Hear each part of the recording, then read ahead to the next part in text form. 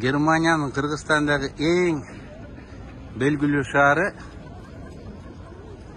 bu berilmesiyle Main'daki Frankfurt bolup kaldı. Main degende ele uşul şehir jönündө söz bolуп атканы Kırgızistanlıklar daroo bilet. Biz bugün Esen-Türököz Frankfurt şehrindayız. Ушул көпүрө турган жер Main деген дария. Бул шаар мындан 2000 жыл мурун 100 жылдары римдиктер курган экен. Мол дөң. Рим дөңү деп аталат. Бул жерде базар болгон. Мол майда базар, биз ош базарында айлап алып, саудагерлер бүт Европадан келип сода үйлөрүн курушкан экен. Анан ушул борбордук аянт Менимче бул жерлерде деле жанагындай жайма содалар болуп турса керек. Амна бул ратуша, мэрия. Булар мэрин бургомистр деп коет. Обер-бургомистр деп. Анан ошол кезде бир бургомистр болгон дейт. Коррупциялашкан. Анан могу эстеликти ошол бургомистр менен байланышы бар.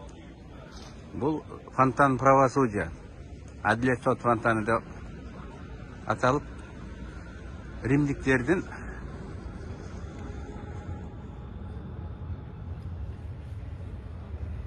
юстиция кудайы коюлган дейт. Бирок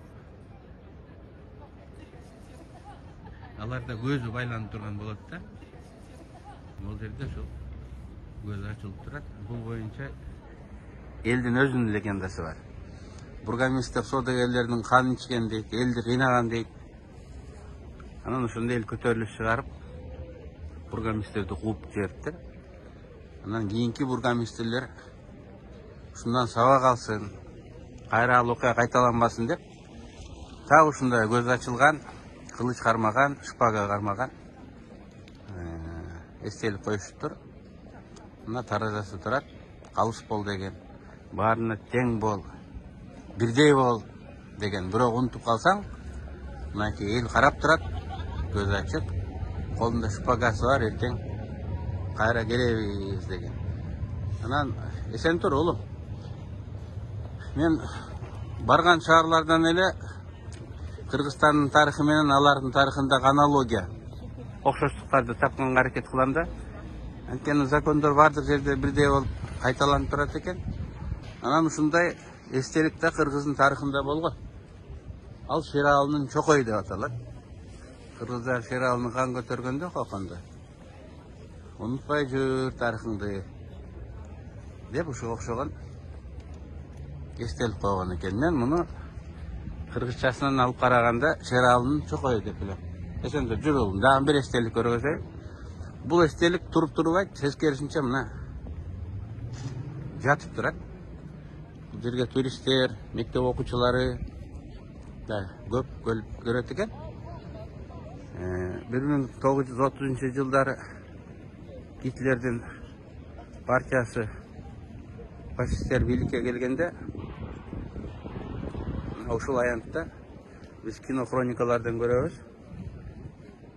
Китептерди штурмовиктер өрттөгөндөй. Ушул жерде эле жүргөн жаштар, студенттер зомби болуп эле бир заматта китептерди өрттөгөн дейт. Тарыхта мындайлар болгон. Кытайдын тарыхында Хунбейбин дегендер. Биздин акыркы тарыхыбызда Сашниктер деген болгон. Бул тарых эч убакта акты караны айырмалабай, ойлонбой туруп эле радикалдуу түрдө кескин чечим кабыл албаш керек. Ал туура болуп, анын катастрофалык кесепетине оңдош кыйын болуп калат деген сабакты билдирет. Ошол унутулбасын деп мына немистер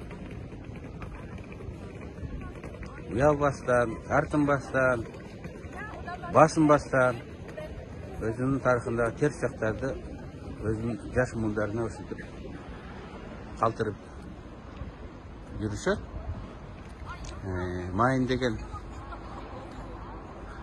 байкы кельт тилинде ошол суу ири буйру жыландай болуп алып кайрылма суу, кайрыма деп койсо болот экен. Ал эми Франкфурт деген бул франктар жашаган экен илгери бул жерде. Фурт деген бул кечүү.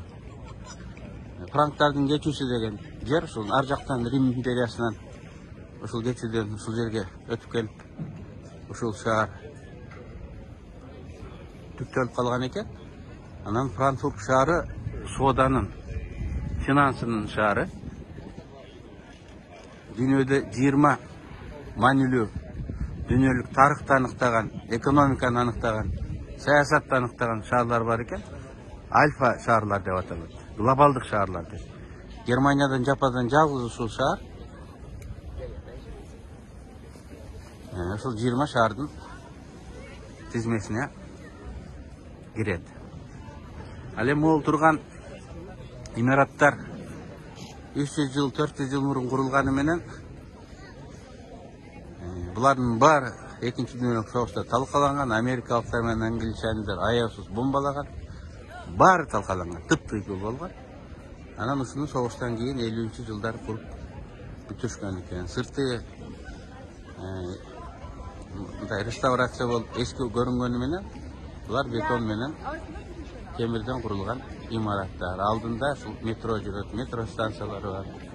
Булар ушинтип өзүнүн тарыхый облиги деп коелу, ошону менен заманбап жаңы Франкфурт менен ушинтип айкалыштырып алып жүрүшөт.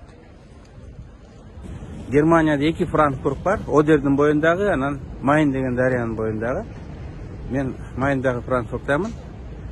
Франкфуртта Герман-Кыргыз форумун өткөрсөк деп пландаштырып атабыз. Франкфурт, мен жана айткандай, Германиянын эне эмес, дүйнөдөгү финансылык борборлордун бири.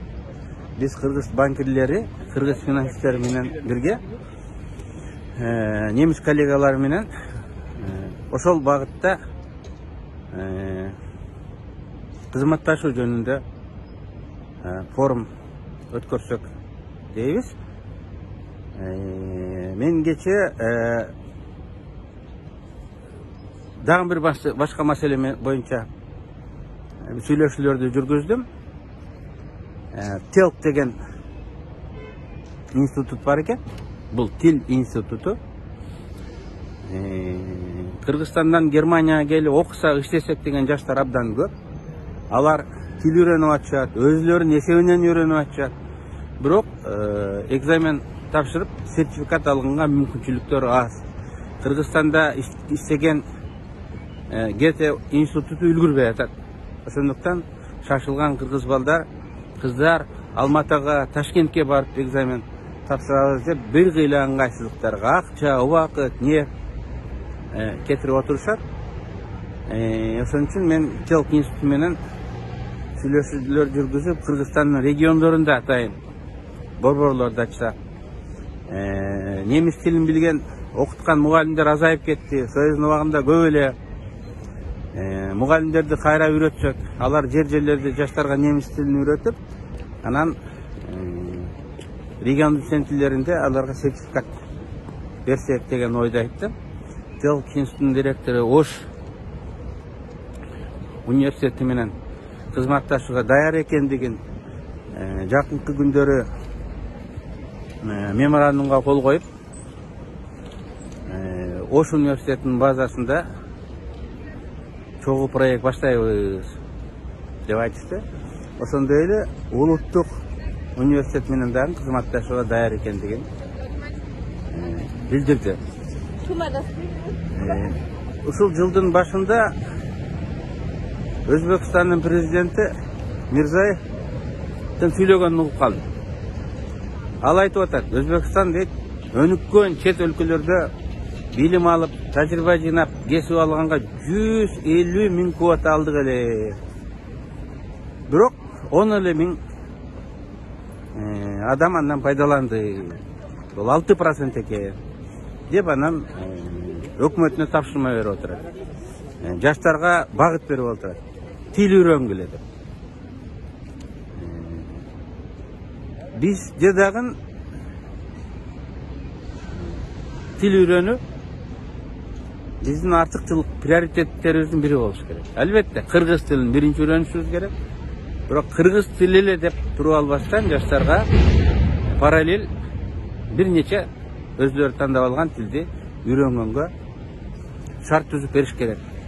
Бүгүнкү глобалдык заманда Кыргызстандын чек арасы менен биз чектелбешибиз керек. Кыргызстанда туруп эле бүткүл дүйнө менен сүйлөшүп, кызматташ иш алып барганга мүмкүнчүлүк ачылды. Кыргызстандан чыгып, сырт жакта иштеп, мекен менен байланыш түзбөй, кайра ал жерге кайрылып келгенге мүмкүнчүлүк ачылды. Ошондуктан тил үйрөнүү абдан маанилүү. Мына биз Телк университетин институтун, тил институтун Кыргызстанга алып барып алсак, жаштарга берген чоң жардамыбыз болот эле. Эң негизгиси, Телк институтунун директору айткандай, иш жергиликтүү партнерлорго, Кыргызстандын окуу жайларынан көз каранды. Алар тыкан болсо, алар честный иштешсе, алар сапаттуу иштешсе, анда ишибиз алдыга жылат. Биз кызматташканга даярбыз деп айтышты.